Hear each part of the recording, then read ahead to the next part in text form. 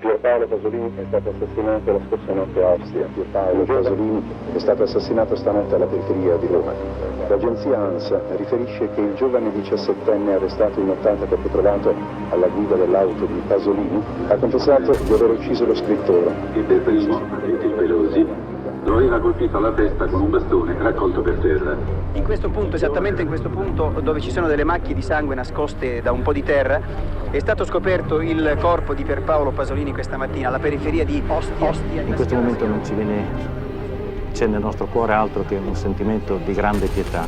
Abbiamo perso prima di tutto un poeta, e in poeta non ce ne sono tanti nel mondo, ne nascono 3 o 4 soltanto dentro un secolo. Io so distinguere morti da morti e vivi da vivi. Pasolini era veramente un uomo adorabile e indifeso. Quando sarà finito questo secolo, Pasolini sarà tra i pochissimi che conteranno come poeta. Il poeta dovrebbe essere sacro.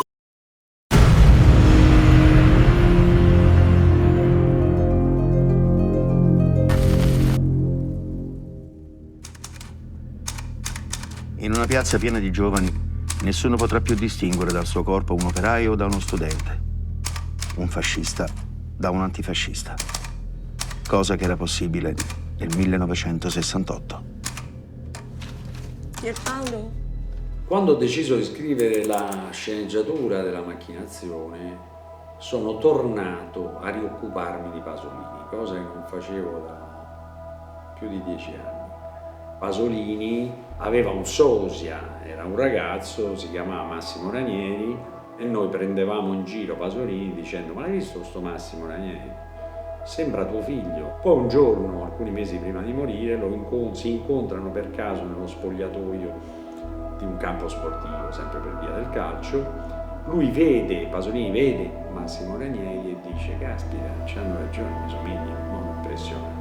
Quella della somiglianza all'inizio sembra la problematica più importante, poi man mano che giri ti accorgi che un attore, in questo caso Massimo Ranieri, entra nel personaggio in una maniera così profonda e ti dimentichi anche del discorso della somiglianza, perché è stato talmente bravo che ti ha portato a fianco a lui e ti ha fatto credere in quel personaggio. È tutto documentato.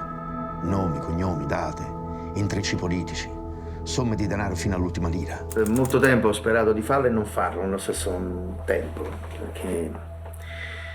perché tra virgolette è un idolo di tutti noi, insomma, no? Per cui speravo sempre che non si realizzasse mai questa idea. Invece poi David, più convinto più di me, più toro di me, quando me l'ha proposto non ho saputo dirgli di no, perché era giusto così, insomma.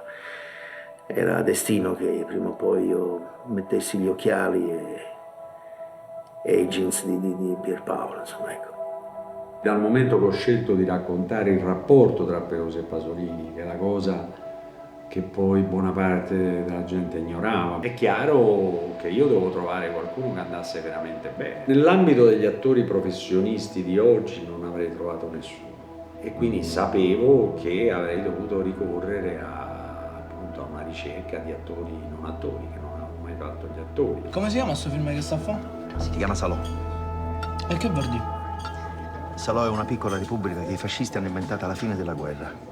Pensa che volevano farla diventare la capitale d'Italia. Quando mi è arrivato Alessandro, con una spavalderia ingenua, una forza, una disinvoltura che veramente mi ha colpito. E nei provini sul parte ho visto quanto era duttile, quanto capiva le indicazioni e quanto ce la metteva tutta per fare le cose come andavano fatte. Ragazzi, volete fare una partita?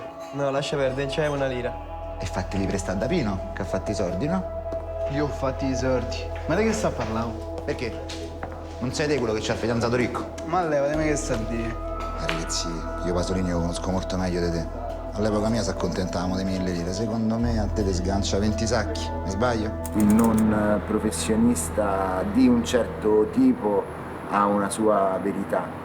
Il semiprofessionista, che vuol dire magari uno che non ha ancora fatto niente ma che vorrebbe fare questo nella vita, recita, dice le cose, fa le cose invece di viverle.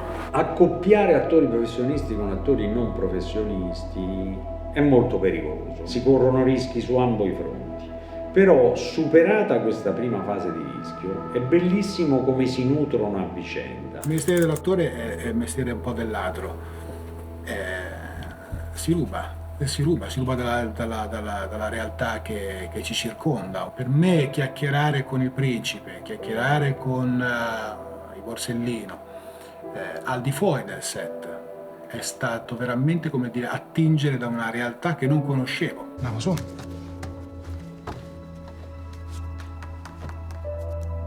Che? Non avete mai vipato? Ti senti comunque spronato a dare di più di quello che magari daresti se davanti ci avessi magari me o lui, cioè quando parliamo di lui la prendo molto più leggera rispetto a quando c'ho Massimo davanti che mi parla. Ti motiva a recitare al meglio e a fare la scena al meglio possibile. Ormai tutti siamo complici del potere.